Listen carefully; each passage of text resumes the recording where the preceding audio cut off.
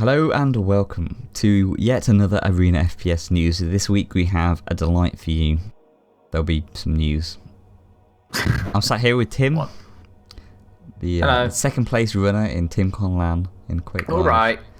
And third place, unfortunately, in Reflex. Stop it. Reflex, so it had a patch 0.42 Blaze It, and it added a new CTF map called Sky Temples, which is quite cool. Played it a few times myself. Do you have any thoughts on it?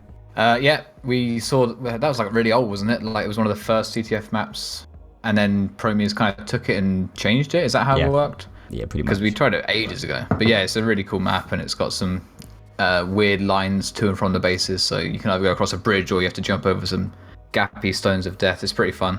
But the big bit about Sky Temples is the Sky Boxes. Oh, it is indeed. So new Sky Boxes, you can put in clouds, you can change the lighting to a much nicer degree, and yeah, it looks great. There's some new meshes as well in there, so if you're interested in a Japanese style map, then maybe you can check those out, and they might be better for your viewing pleasure. But yeah, the only last thing is they are looking at doing a experimental server setup. So if you're interested in trying out some new stuff in the future, there should be experimental servers, but we don't know much details on what that's going to entail. Okay, so next up we have Black Room, which is a Kickstarter campaign that had been created by John Romero and I think it's Adrian Carmack, which were the two guys behind the original Doom series. And whilst it looks quite interesting and the concept behind it is very cool, it actually got cancelled only 3 days into the Kickstarter at 131,000. And the reason why I think is, or the reason why they've given, is that they wanted to do some more like actual content for it before they go into a proper Kickstarter campaign. All they have right now is concept art, and they're looking at doing some kind of gameplay availability that they can show off in video form before they reopen the Kickstarter. So I wasn't actually that surprised by the fact it got cancelled. These days with the Kickstarter, you really want to go into it with a bit more content available. You want to go into it with something a bit more substantial, because there's a lot of failed projects on the platform, and people are a lot more dubious than they were a couple of years ago. Yeah, it's hard to back a game you can't really get a taste for. Like you really know nothing about it just from looking at it. You have no idea if it's a game you're going to enjoy. The description isn't enough. But this is kind of a make or break scenario for them, because if they release a demo and people don't like it, then it's, you know, they won't have the people that blindly buy it without knowing what it's like. People will actually get to try it and decide if they like it or not. So the demo has to be really good if they want it to work. And they've had a couple of, Romero's had a couple of flops recently, so he's not on a good track record in the past few years. But it's very, I mean, the actual setting and everything sounds really cool. It's set in a kind of a holographic simulation, and all the weapons are going to be holographic weapons, like holographic chainsaw. There's a lot of cool things about it, but whether they can actually pull it off is a different question. But yeah, as a consumer, you know, we get to see if they can kind of pull it off when we try this demo and see if it's worth backing the Kickstarter. So as a consumer, it's really good. Yep. It's just that they have to really pull out the bag to make this work. Yeah, definitely. So there was a Diabotical stream, moving on, and it was a bit of a surprise actually.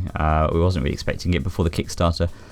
Didn't show a great deal of new things. There were some new weapon models. Unfortunately, the James said we can't show any footage of what was done because it was secret in massive inverted commas. But yeah, some new weapon models look cool and some newer map stuff. But it was a build that was a few months old. So it was one they took to Twitch apparently, and he was saying how DJ Wheat liked it and said it was good. So I mean, at least for the people who are claiming this game's vaporware, and there's a lot of people out there who are a little bit dubious about the progress of the game, it's kind of a good sign that still we're seeing progress being made and we're getting close to a Kickstarter. And it was announced to be 3 weeks from that date, so I think early mid-May is their current expectation for the Kickstarter. It actually looked pretty good on the stream as well. It definitely looked more polished than when you and me last played it. Yeah, it was about December. And the weapon models are looking really cool. Like, I really like the LG weapon model in particular. Yep, definitely. It's really dynamic. And he was sort of just asking Twitch chat for names and stuff like that. And I think he's coming out with some weird stuff. But I really like the way it's looking, and I hope they can meet their deadlines and nothing gets pushed back too far. Yeah, when that game's out, whenever it is, it's going to be fantastic, I think. It's just a long time coming. That's the only thing with it. But that's pretty much it. Do you want to move on to the Doom snap map and single player streams, Tim? Yeah, so these were anticipated because all we've really seen is multiplayer for ages now. So the snap map stream delivered some mixed messages. So first, well, not first, this isn't in order of how they came up, but it looks like you can sort of create the hardcore competitive-y sort of mode that people want with snap map. But there's some caveats. So you can make it so you can spawn weaponless or with a weak weapon or with whatever weapon you want. You can turn on weapon pickups and turning off loadouts. You can make the game really fast and you can change the weapon balance. So all that sounds really good, but it still looks like it's limited to 4 players in snap map and that you can't create custom geometry. So it's still just snapping together pre-made rooms. I don't know if that's definitely correct. I'm pretty sure it is. Yeah, it's all prefabs. At least what we've seen, and it's you can do a lot with prefabs, but you can only do so much. So we'll see. I mean, for me, this nullifies all the other good stuff. That's the problem. Yeah, it gives me a lot more hope for, like, I don't think anyone's going to play the actual multiplayer. I think everyone's going to be playing snap map maps because they're going to give a way better experience for the people who are into the multiplayer experience. So it's kind of convinced me, maybe, like, after playing the first multiplayer beta, I wasn't that interested, but it's kind of given me a bit more enthusiasm. Yeah, and I don't think that they've announced all the game modes. I think just this stuff being in snap map means it's very likely there could be a game mode like this, an official game mode. Yeah, and you could create custom game modes. So there was like some horde thing, and there was basketball in snap map. So it seems like there's a lot you can do with it. Just how much actual customization, opposed to kind of fault customization, is kind of up for debate.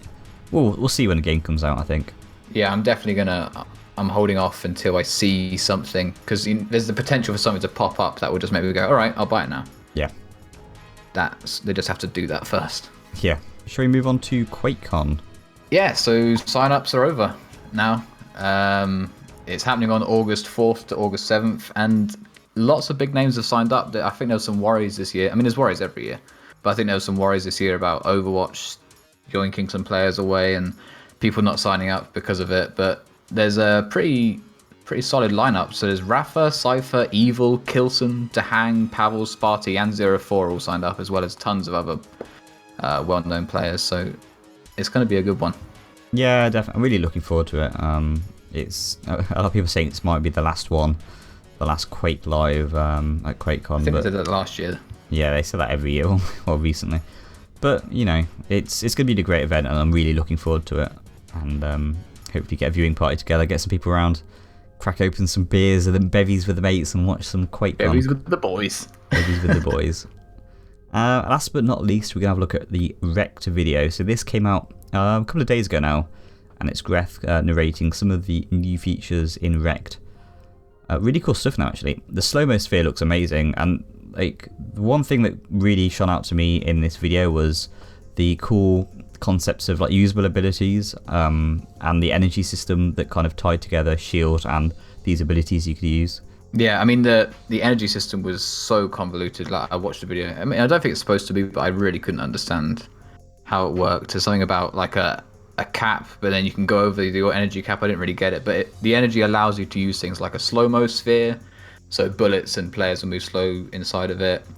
Like a wall spell that will just chuck up a wall in front of you, a short-range teleport, like a little blink thing, an anti-gravity belt, so you can sort of jump and fly or run up walls and stuff, and a energy shield, which you can sort of activate, and then as you take damage, it will just take off energy as well as a little bit of your health. Yeah, so there's no shield in the game, as in like green, red armor, etc. There's only the energy, and the energy can also be used for abilities as well as shielding yourself.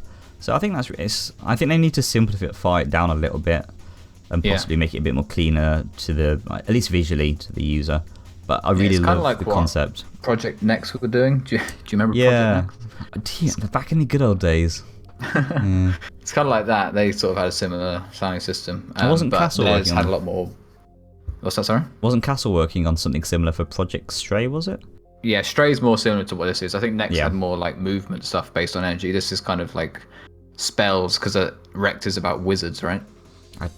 wizards fighting in space or something like that. That's the sort of thing I expect at least. But yeah, that's pretty cool. It's some pretty nifty stuff going on, and every time you see it, because it's quite an unpolished game, but every time you see it, there's a bunch of new cool stuff in there. So I like the underdog story. I kind of like them trucking along in the background.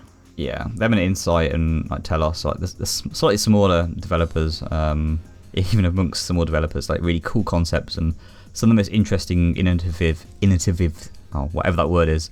Nice. Thank you. Coming up from those developers, whereas like we've got the Dive Core and Reflex Guys kind of doing something a bit more traditional in the arena shooter category. But yeah, I think that's all the news for the week. We'll have more content for you soon, but check out the sidebar on Arena FPS on Reddit, and all the information for tournaments will be on there. Okay, thanks, bye. Tally ho.